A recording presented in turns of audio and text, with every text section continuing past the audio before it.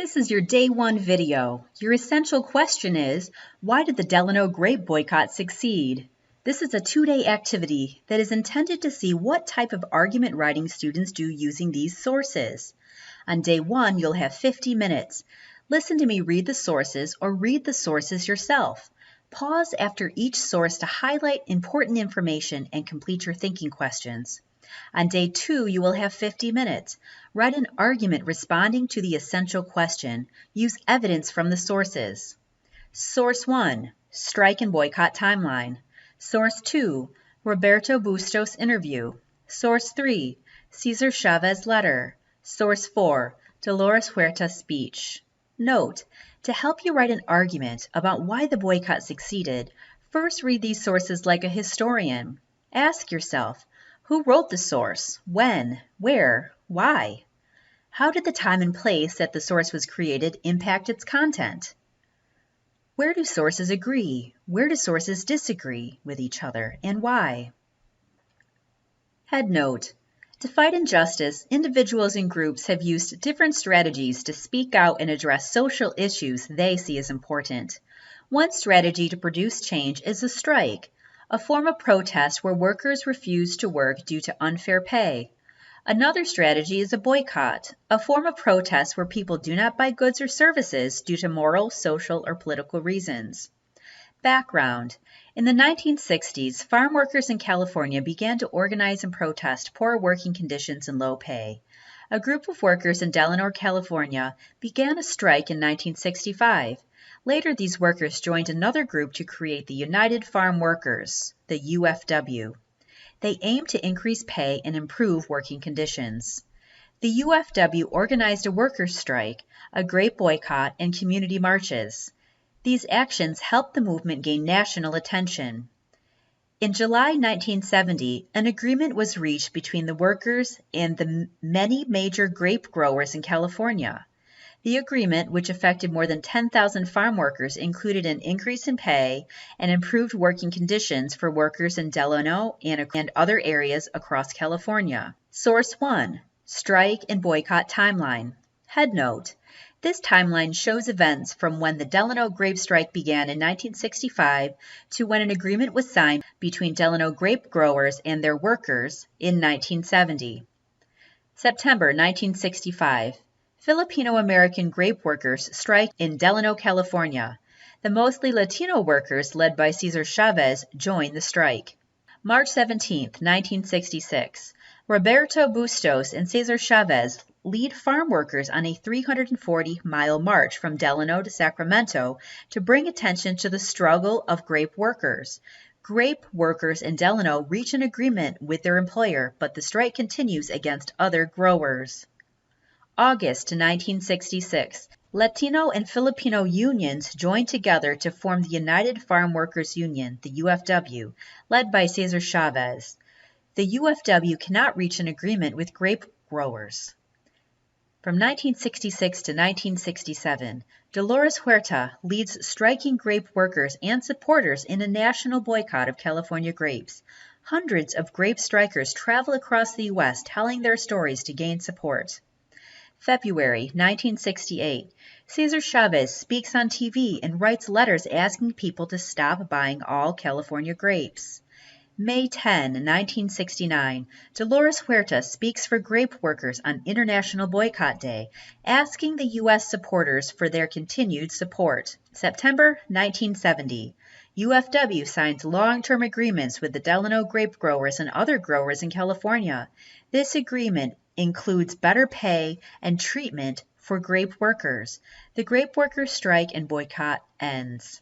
Source note: this timeline comes from the website The Fight in the Fields, Cesar Chavez and the Farm Workers Struggle. The site describes the farm workers movement and sells books and videos about the movement. Pause for 5 seconds to complete your thinking questions. Ask yourself, according to the source, what helped the strike and boycott succeed? What evidence from the sources make you think this? Explain why this is important for the success of the strike and boycott. How useful is this source for thinking about why the boycott succeeded? Is the evidence reliable, trustworthy, and relevant? Source 2, Roberto Bustos Interview. Head note: Roberto Bustos spent his early life as a farm worker. He later became a part of the United Farm Workers Union. In 1966, Bustos organized the 340-mile march from Delano to Sacramento to bring attention to the struggle of grape workers. He answers questions by a reporter named Juan Esperanza Larrea.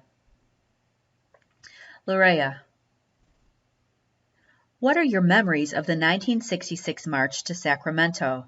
Bustos: Cesar Chavez came to us and said, "Guys, what do you think if we march to Sacramento?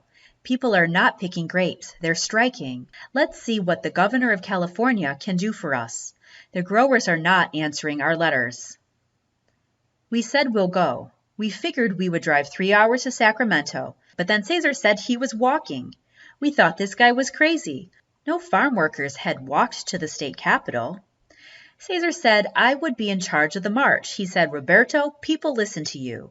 He said, "We will march in other farm communities to tell people why we're doing this and to join us, and tell them not to break the worker strike." We stopped at 53 towns and explained why we were marching. Larrea: What was your first impression of Dolores Huerta and Cesar Chavez? Bustos: It was not until Dolores went out in the fields that I found out about her and who she was. She is a great lady. I call her now the jefe, the boss. When I first met Cesar, I thought he knows what he's talking about. Work, fair pay, and treatment. He's talking about my family. He knows our experiences. Source note: The interview was in the newspaper Vida en el Valle, published October 5, 2017. The person being interviewed, Roberto Bustos, organized the first Delano to Sacramento march in 1966 for the United Farm Workers. Pause for 5 minutes to complete your thinking questions. Ask yourself, according to the source, what helped the strike and boycott succeed? What evidence from the source makes you think this? Explain why this is important for the success of the strike and boycott. How useful is this source for thinking about why the boycott succeeded? Is the evidence reliable, trustworthy, and relevant? Source 3: Cesar Chavez letter. Head note: This letter was written by Cesar Chavez. It asks people to tell their grocery stores to stop selling California grapes until workers receive better wages.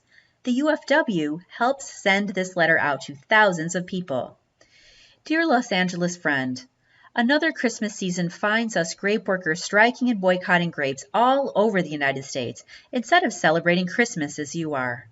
This is the season when men pay special attention to the needs of their brothers, and we are grateful for the support that has come from some of our Los Angeles friends.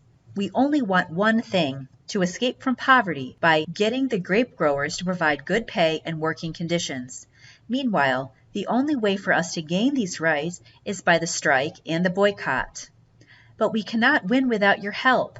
During the holiday season, please remember the farm worker who harvests your food. Don't buy grapes. Tell your friends and co-workers to not buy grapes. If you want to make the Christmas merrier for grape workers, you can do even more. You can join our boycott. You and your friends can visit every store in your neighborhood and tell them you won't shop there until they remove the grapes. Merry Christmas, Cesar Chavez. P.S. Please don't buy grapes. Source note: This open letter was written by Chavez in 1968.